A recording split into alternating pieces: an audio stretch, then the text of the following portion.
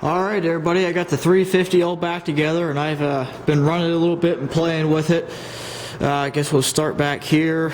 Brakes are all done.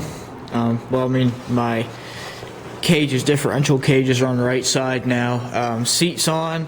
This seat's actually in really good shape. Pardon me, it doesn't really move or anything. It's a good solid seat. Shifter knob's on, lights are on working. Basically got a reworked fuel injection. Looks like that line's leaking a little bit. Pump, and then all 4 injectors were redone. Got all new hardware, all new return lines on there. Adjusted the valves. Ended up having 8 bent push rods. See if I can go dig them up here. I got stuff laying around everywhere because I haven't cleaned up. Actually, I had 2 different types of push rods.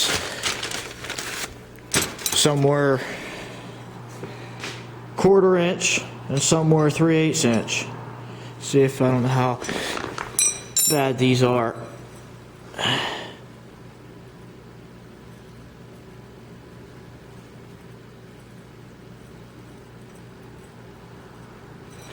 Yeah, this one's got a little bit of wobble to it.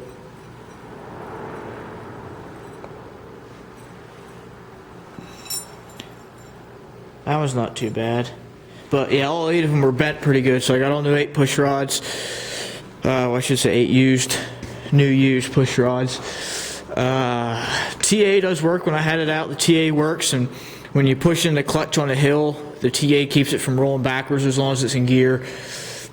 Power steering isn't quite pinky power steering, but it's pretty darn close. It works pretty doggone good. Trying to think what else here. Not too much else on here.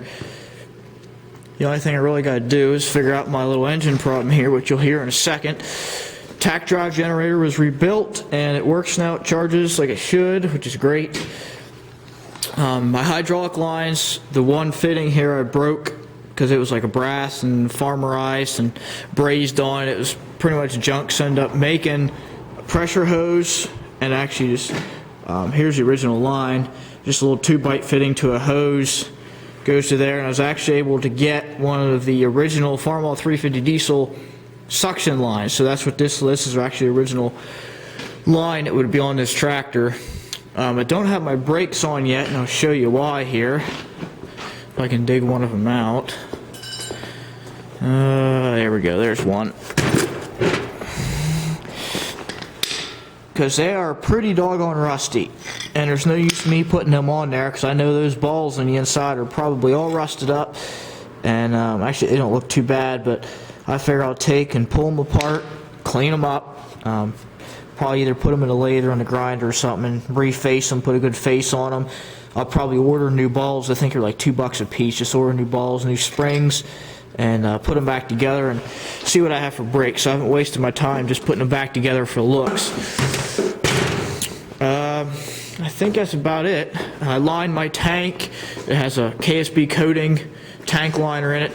I have a new temperature gauge. Oil pressure works. It charges. Fast hitch works like it should. All the lights work like it should.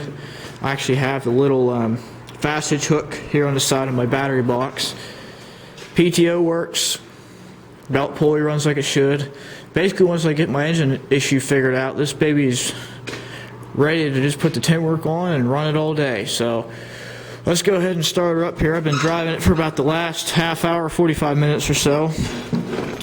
Even though I've been running it that long, the temperature gauge still isn't up, so I don't know if there's no thermostat in it or whether the thermostat's just junk, but the temperature isn't coming up. The block's warm, but just the temperature isn't coming up enough, so we'll get her fired up here and you'll be able to hear what I'm dealing with.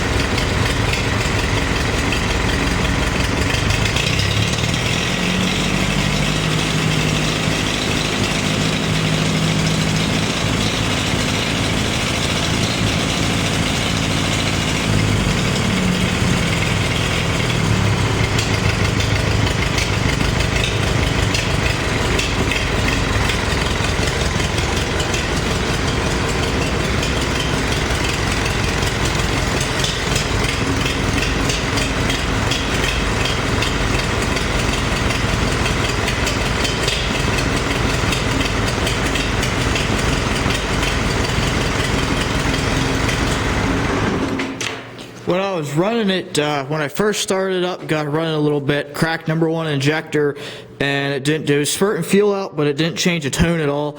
Ran around the parking lot, had it in 5th gear, and I just kept really lugging it. And when you really would lug it, it would kick in on all four and just purr, but as soon as you took a little bit of load off of it, or ran it about half the load, you could hear that dead cylinder, and it was just under a load. Came back, opened up the number one injector after doing all that, running it for however long, and it made a little bit of a difference. So number one's clearing up a little bit, but I want to say number two is probably dead a little bit too. Every time I crack the injector, I can't get fuel out of it.